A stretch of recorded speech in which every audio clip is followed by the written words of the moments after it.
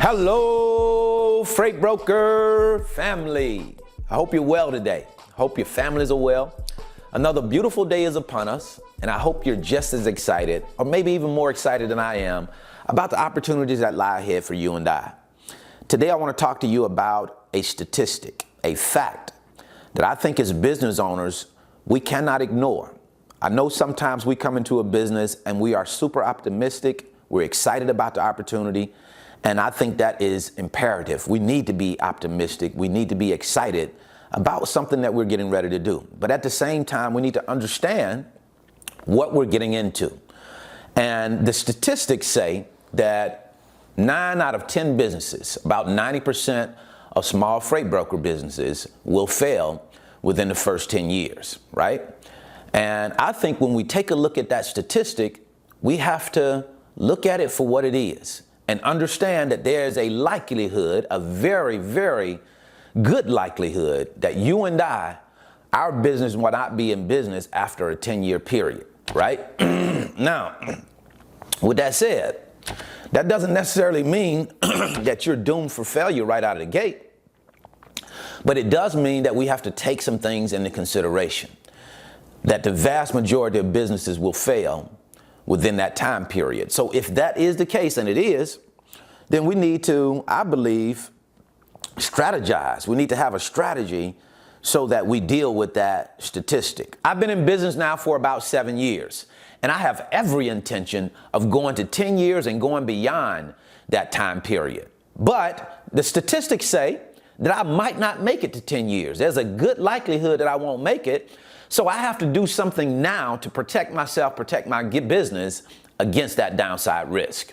In this video today, I'll share with you exactly what I'm doing.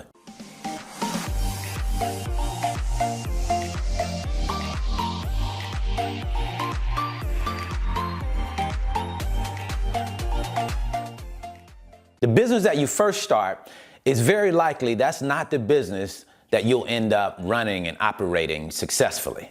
Usually it takes a few times before you're doing the business that you'll ultimately be working in, right? I have started probably 4 or 5 different LLCs over the last 10 years. And all of those LLCs are now shut down, with the exception of the 2 new LLCs that I've started recently within the last 7 years, right? So it's going to take some time for you to find what it is that you want to do. That's why I think it's really important to know that coming in.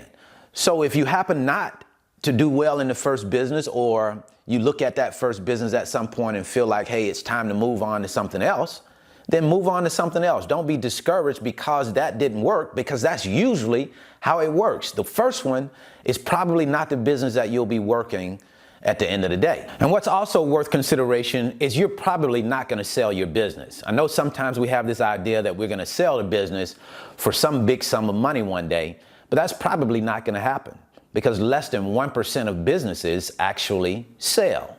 So the likelihood of you selling is little to none. So we have to take that into consideration, and I think we have to have downside protection against that. Here's what I do in my business. So first, let's talk about downside protection. When I say downside protection, all I'm saying is, what if the business fails? And I know we don't like to think about that. What if the business fails? We don't like to get our mind in that way of thinking. But at the same time, I think we have to at least consider it, because it is a possibility. When we look at the statistics, it gives us an obvious clue that that is a possibility. So a good business owner would plan for the what if, especially when it's something, as staggering as those numbers tell us. 90% of those businesses will fail within the first 10 years. Then I think it just makes sense to have a plan if you happen to be in the 90%, right? So with that said, here's what I'm doing. Number one, what we start to do is we start to rip the profits out of the business. We take money out of the business all the time. Now, the question is, what do we take the money out of the business for? Number one is my own self-development, right? Doesn't it just make sense? If I'm the source, if you're the source of making money in that business, you're the source that pushes that business forward. You are the source that comes up with all of the ideas in order to make that business successful. It just passes a common sense test, I believe, to invest in yourself.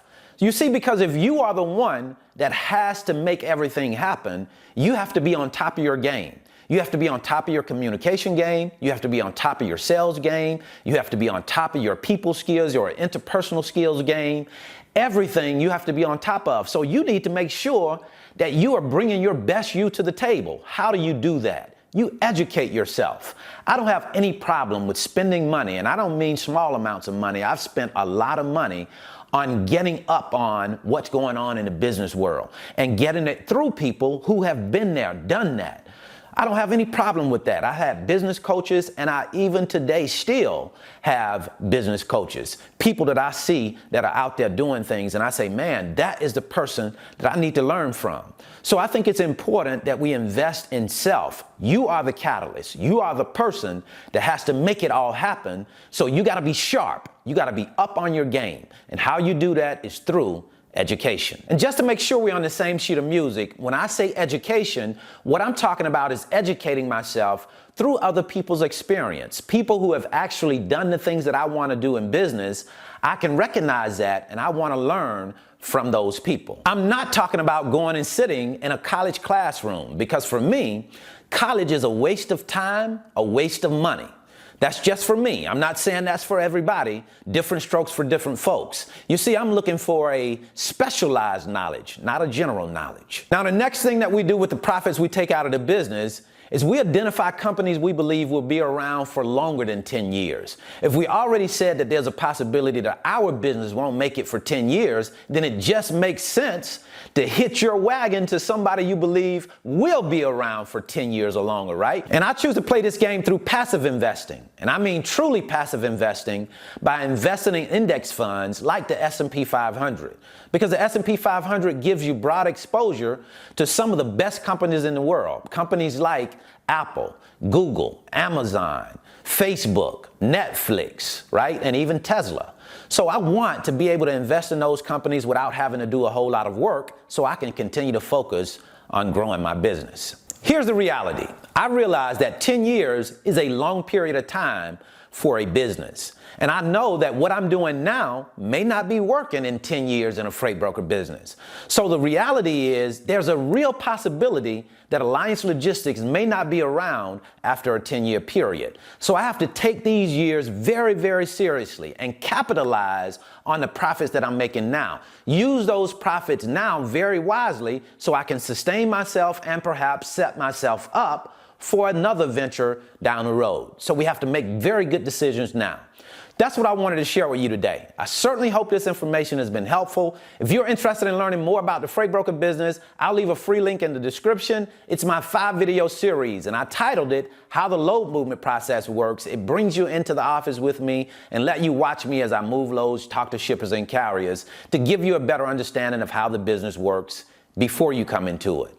And then if you're interested in learning how to transition from a part-time freight broker to a full-time freight broker, I'll leave a free video right here. So until the next time, I wish you the very best in your life and business. See you at the top, because the bottom is much too crowded.